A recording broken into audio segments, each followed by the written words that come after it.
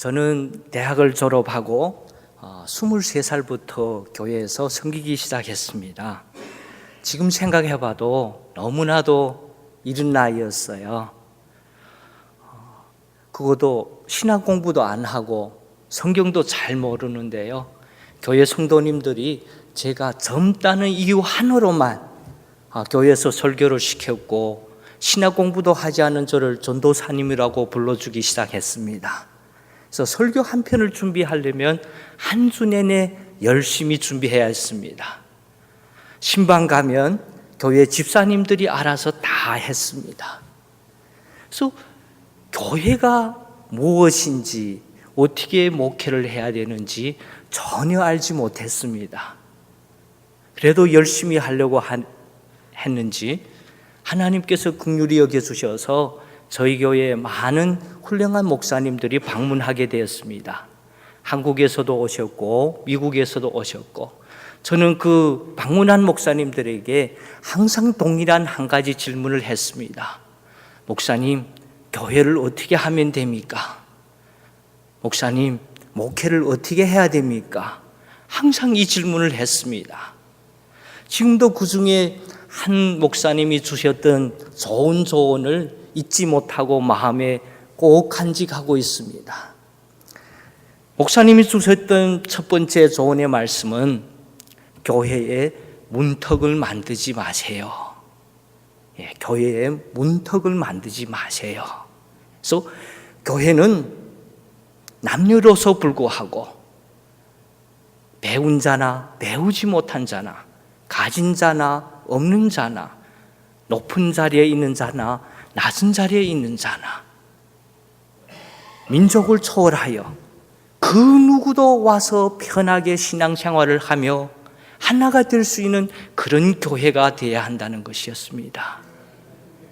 그리고 두 번째로 주신 말씀은 교회가 되게 하라. 이 말씀을 깨닫는 데는 참 오랜 시간이 걸렸던 것 같습니다. 교회를 교회되게 하라. 오늘 본문의 말씀을 보시면 예수님께서 밀밭 사이로 가시는데 제자들이 시장하여 이삭을 따먹습니다. 바리새인들이 그것을 보았습니다. 그리고 예수님께 고하여 당신의 제자들이 안식일에 하지 못할 일을 하나이다 하고 고소합니다. 사랑하는 성도님 여러분, 질문을 드립니다. 이삭을 따먹으면 되나요? 안 되나요? 당연히 됩니다. 전혀 문제 없습니다. 주인의 허락을 받을 필요도 없습니다. 신명기 23장 24절 25절의 말씀을 보면 이렇게 기록되고 있습니다. 내 이웃의 포도원에 들어갈 때는 마음대로 그 포도를 배불리 먹어도 되느니라. 그러나 그릇에는 담지 말 것이요, 내 이웃의 곡식밭에 들어갈 때 네가 손으로 이삭을 따도 되느니라. 그러나 낫은 되지 말지니라. 그래서 지금 제자들이 이삭을 따먹은 자체는 전혀 문제되지 않습니다. 이 바리새인들이 문제 삼는 것은 바로 제자들이 안식일을 범했다는 것입니다. 그렇다면 어떻게 안식일을 범하게 되었지요? 이삭을 먹으려면 이삭을 따서 손바닥에 놓고 이렇게 문지르지요. 그리고 후 합니다. 그리고 이삭을 먹습니다. 그러면 타작이 되는 겁니다. 그러면 일을 한 것이 되고 안식일을 범하게 되는 것입니다. 바로 바리새인들이 문제 삼는 것은 이것을 문제 삼는 것입니다. 그러나 결론적으로 먼저 보면 예수님은 뭐라고 말씀하십니까? 너희들이 무죄한 자를 정죄하노라. 너희들이 이것만 알았더라면 정죄하지 않았을 것이라. 예수님은 이렇게 말씀하십니다. 3절 4절의 말씀입니다. 다윗이 자기와 그 함께한 자들이 시장할 때 한 일을 잊지 못하였느냐? 그가 하나님의 전에 들어가서 제사장 외에는 자기나 그 함께한 자들이 먹어서 안 되는 진설병을 먹지 아니하려느냐. 곧 다윗과 함께하였던 자들이 그 거룩한 떡 진설병을 먹어도 정죄받지 않았다는 것입니다. 그리고 계속하여 또 이렇게 말씀하시죠. 제사장들이 안식일에 안식을 범하여도 정죄되지 않은 것을 너희들이 알지 못하느냐. 그리고 마지막으로 엄청난 선포를 하십니다. 6절의 말씀입니다. 내가 너에게 이르노니 성전보다 더 큰 이가 여기에 있느니라. 지금 예수님께서 제자들을 위해서 변호하고 계시는 겁니다.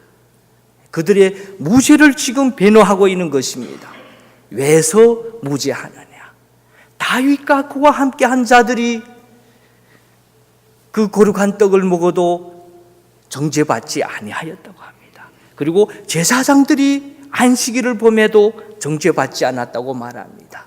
그리고 하는 말씀, 성전보다 더 큰 이가 여기에 있느니라. 예수님께서 하시고자 하는 이 말씀의 뜻이 무엇입니까? 말씀하시고자 하는 바가 무엇입니까? 곧 이것입니다. 다윗보다 더 큰 이, 제사장보다 더 큰 이, 성전보다 더 큰 이가 그들과 함께 하오니 그들은 정죄를 받지 아니할 것이라는 것입니다. 그러면서 그들에게 하는 말이 그것이죠. 바로 다윗보다 더 큰 이, 제사장보다 더 큰 이, 성전보다 더 큰 이를 보았더라면 너희들이 결코 무죄한 자를 정죄하는 착오는 범하지 아니하실 것이라고 말하고 있는 것입니다. 사랑하는 성도님 여러분, 함께 생각해 봅니다.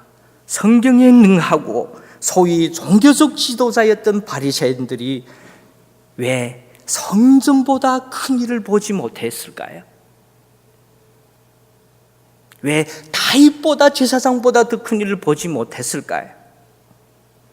그것은 교만함으로 마음의 눈이 멀었기 때문입니다. 영적인 안광을 잃었기 때문입니다. 자기의 의에 도취되어 하나님의 의를 망각했기 때문입니다. 그들은 그런 교만한 마음을 가지고 자기 의에 도취되어 하나님을 볼 수 없었습니다. 오늘날 교회 생활을 하면서 저희들도 바리새인들이 범한 동일한 실수를 범하고 있는 것은 아닐까요? 혹시 이렇게 말씀하실 분이 계실 겁니다. 어떻게 교회를 다니면서 교회의 주인으로 계시는 하나님을 보지 못할 수 있느냐고. 그러나 비참하게도 이런 일이 많은 성도님들에게서 일어나고 있다는 사실입니다. 그렇다면 그 원인이 어디에 있을까요? 저희들의 모습을 돌아보기를 원합니다. 처음 예수님을 믿고 교회에 나왔을 때 그 순간을 떠올려 보시기 바랍니다. 교회당 입구에 안내하는 집사님들은 천사 같았지요. 그들을 보면서 천사를 보는 것 같았을 거예요. 성가대 찬양 들으면서 한없이 성스러움을 느꼈을 것입니다. 조용히 머리 숙여 기도하는 성도님 한 분 한 분 바라보면서 저도 모르게 그들에게 존경의 마음이 갔을 겁니다. 강단에서 설교하시는 목사님의 설교를 들으면서 전혀 알아듣지 못하지만은 강단에서 설교하는 목사님이 예수님 같았을지도 몰라요. 그리고 교회당 곳곳 어느 곳에도 거룩함으로 가득함을 느꼈을 것입니다. 그리고 스스로는 정말 아는 것이 없고 부족한 존재로만 느꼈을 겁니다. 그리고 한 주, 1개월, 1년, 3년, 10년이 되었어요. 지났습니다. 교회당 입구에 안내하시던 천사는 다 어디로 갔고 수다쟁이 분들만 남았어요. 성가대 삐쳐나간 음만 들립니다. 머리 숙여 기도하는 성도님들 가엾게 보여집니다. 목사님 설교에 비판이 섭니다. 놀라운 사실은 이때부터 교회의 성스러움은 다 사라져 있다는 것입니다. 성전보다 더 큰 일을 이때부터는 보지 못한다는 것입니다. 안 보이는 거예요. 사랑하는 성도님 여러분, 하나의 평범한 장막이 성막이 되고 하나의 평범한 전이 성전이 되고 우리의 모임이 거룩한 모임, 거룩한 교회가 되는 것은 우리 중에 하나님이 계시기 때문입니다. 교회가 교회가 되게 하려면 우리는 우리 중에 계시는 하나님을 볼 수 있어야 합니다. 그리고 하나님을 우리 교회의 주인으로 철저히 인정하며 수없이 고백해야 할 것입니다. 그럴 때 교회가 되는 것입니다. 하나님이 주인 되는 교회가 참된 교회고 거기에는 거룩함이 있습니다. 그 어떤 권세도 흔들지 못하는 능력이 있는 것입니다. 강물같이 흐르는 은혜가 그 속에 있는 것입니다. 회복과 치유의 역사가 있는 것입니다. 예배의 감동이 넘쳐 흐르는 것입니다. 하나님의 모든 축복과 관심이 교회에 집중되어 있다는 것을 기억하시기 바랍니다. 왜냐하면 교회는 하나님의 독생자 예수 그리스도의 보혈의 피로 사신 것입니다. 예수님도 교회를 핍박하는 바울에게 네가 어찌하여 나를 핍박하느냐 하며 교회를 자신과 동일시합니다. 그러므로 건강한 교회, 아름다운 교회, 참된 교회에서 신앙생활을 한다는 것은 얼마나 큰 축복인지 모릅니다. 천사도 부러워하는 유니온 교회가 되시기를 바랍니다. 축복합니다. 저희들 함께 예배 드릴 때 천사도 구경 왔다 너무 부러워서 저희들 옆에 왔다 갔다 하며 같이 하나님 앞에 예배 드리는 그런 유니온 교회가 되기를 축복합니다. 그러나 교회에 계시는 하나님을 보지 못하는 한 개인의 신앙생활, 교회 생활은 어떻겠습니까? 이런 신앙생활은 생명이 없고 형식만 있는 종교에 그치지 않습니다. 교회에서 인간이 주인이 되어버리고 세상 가치가 교회를 주도하고 이런 교회는 참교회라고 할 수 없을 것입니다. 교회에서 어떤 일이든지 벌어질 거예요. 사랑하는 성도님 여러분, 교회에 계시는 하나님을 똑바로 볼 수 있는 여러분이 되시기를 바랍니다. 저는 참 감사한 것은요, 지금 몇 개월째 저희 유니온 교회에 참석하며 강단에서 선포되는 주의 말씀을 통하여 성도님 각 개인과 그 가정 유니온 공동체를 통하여 하나님을 늘 볼 수 있다는 것입니다. 얼마나 감사한지 모르겠습니다. 혹시 오늘 설교 제목도 교회를 교회되게 어디서 보신 적이 있지요? 예. 그 찬양을 부르면서 정말 그 설교를 하고 싶었어요. 신난 감동이 있었어요. 그래서 이 설교 제목을 그 찬양에서 따온 겁니다. 교회를 교회되게 찬양을 부르면서도 하나님을 만날 수 있었어요. 얼마나 감사한지요.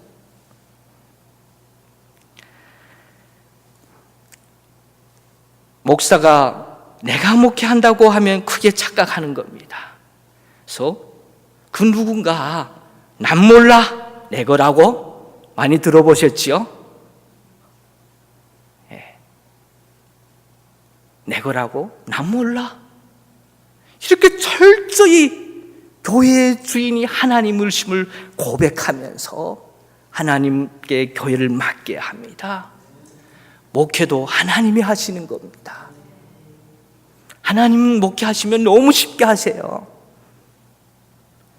멈추었던 심장 다시 뛰게 하면 그 이상 필요 없습니다. 여러분 경험하셨죠? 너무 쉽게 하세요.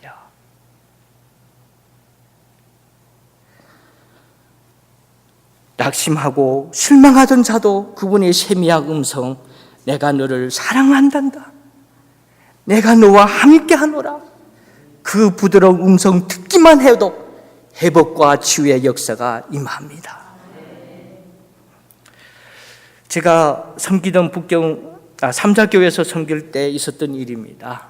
저희 유니온 교회 식구들 중에서도 저희 교회를 방문한 분 몇 분 계십니다. 지금 인도에 가 계시는 우리 이승용 선교사님도 저희 교회에 방문하신 적도 있고요. 교회 역사가 150년 정도 되어가고요. 중국 문화대혁명 후 개혁개방하고 처음으로 북경에서 문을 다시 연 교회입니다. 교회 인력도 있고 재력도 넉넉한 교회인데 선교를 하지 못합니다. 또 하지도 않습니다. 그리고 교회 헌금의 40%를 량회라고 북경 중국 중국 기독교 협회와 애국 삼자위원회라고 있어요. 거기 헌금의 40%를 바칩니다. 죄송합니다. 성도님들도 이런 상황을 잘 아시면서도 열심히 11조를 하고 열심히 헌금을 합니다. 그래서 교회 재력도 아주 넉넉합니다. 얼마나 열심히 하는지요. 헌금통에 잘 들어가지 않아서 안내하던 집사님들이 가서 헌금통을 이렇게 흔들어 놓습니다. 그리고 돌돌만 돈을 넣는데 잘 안 들어가면 손바닥으로 탁 쳐서 넣습니다. 유니온 교회도 이런 축복이 임하기를 기도합니다. 그래서 제가 집사님들하고 간혹 이렇게 묻습니다. 집사님들 정말 열심히 헌금하시네요. 그러면 그분들이 꼭 동일하게 하시는 말씀이 있습니다. 하나님 교회 드렸으니 하나님이 책임질 것입니다. 예. 하나님이 교회 드렸으니 살아계시는 하나님이 책임질 것이라는 겁니다. 그들은 교회에 계시는 하나님을 보고 있었던 것입니다.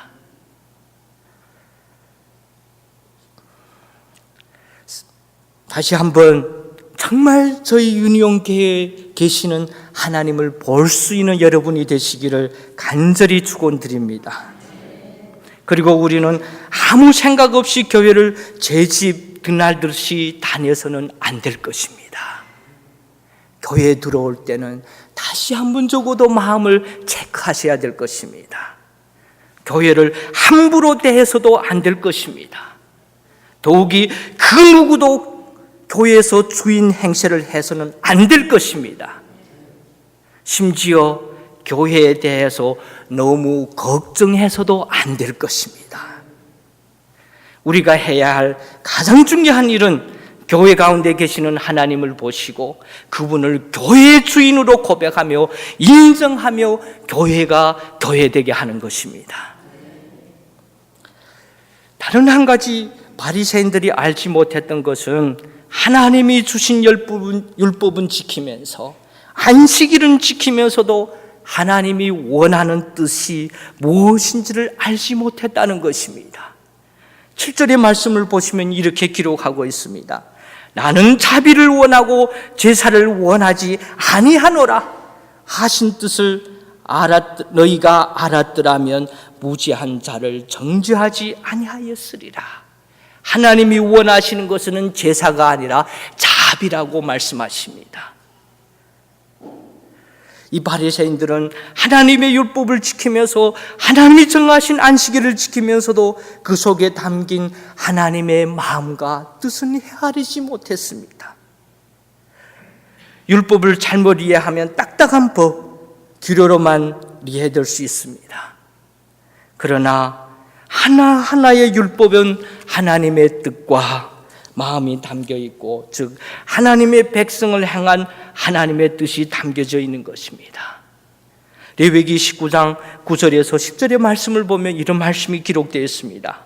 너희가 너희 땅에서 곡식을 거둘 때는 너는 밭모퉁까지 다 거두지 말고 내 떨어진 이삭도 줍지 말며 내 포도원의 열매를 다 따지 말며 내 포도원에 떨어진 열매도 줍지 말고 가난한 사람과 거류민을 위하여 버려두라. 나는 너희의 하나님 여호와이니라.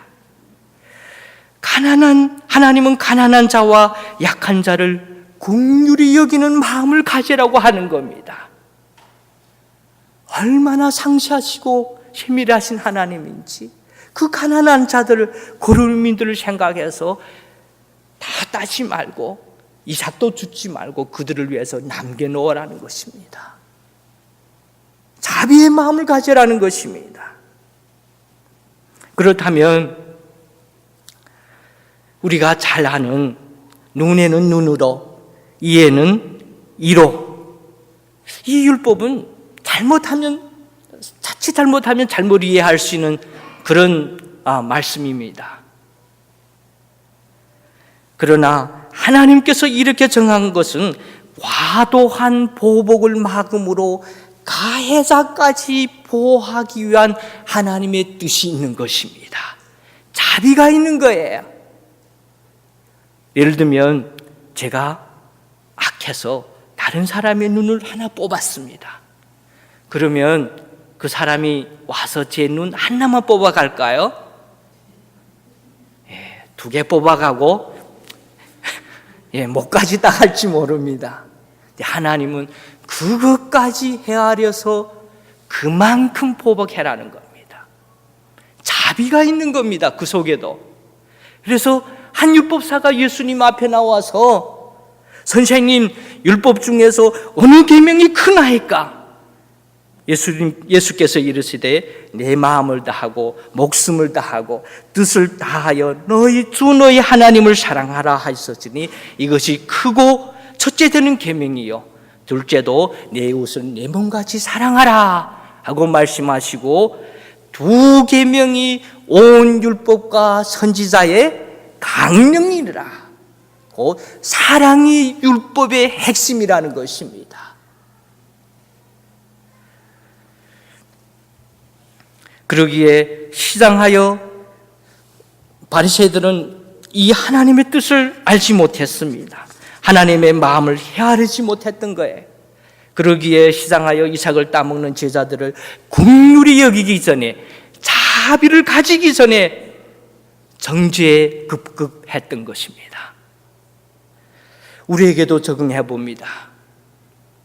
바리새인들처럼 기도, 성경에 대해서도 익숙하고 정말 모든 형식은 다 갖고 있지만은 하나님이 저희들에게 원하는 가장 그 근본적인 것, 긍휼의 마음, 자비의 마음, 사랑의 마음은 잃고 있지 않은지요.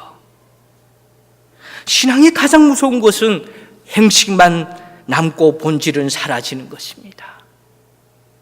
저는 이 예배 센터에 들어올 때마다 이 공간이 너무나도 좋습니다. 기둥 하나 없이 시선이 탁 튀었지 않아요. 목사의 욕심 같으면 그냥 중국으로 그냥 이대로 옮겨가고 싶은 겁니다. 그냥 옮겨가고 싶지요. 그러나 그 무엇보다 중요한 것은 이 공간에 긍휼과 자비가 넘쳐야 된다는 것입니다. 정말 이 공간에 우리 각자의 가장 마음으로부터 흘러나온 그 긍휼과 자비가 넘쳐 나오기를 축원합니다.